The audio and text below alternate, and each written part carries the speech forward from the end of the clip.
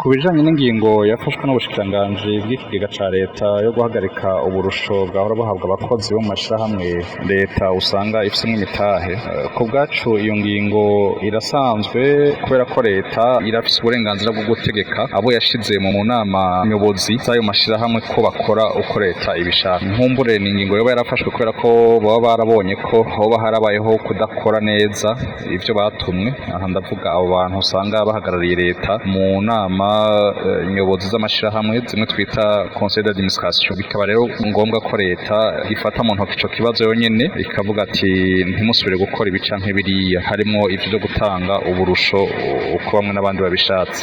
Aho iyo ngingo umuntu yovuga ko isa n'idasanzwe ni cane cane ku mashirahamwe usanga leta ifisemwo imitahe ariko atari yonyene, zimwe twita les sociétés mixtes canke parapublic.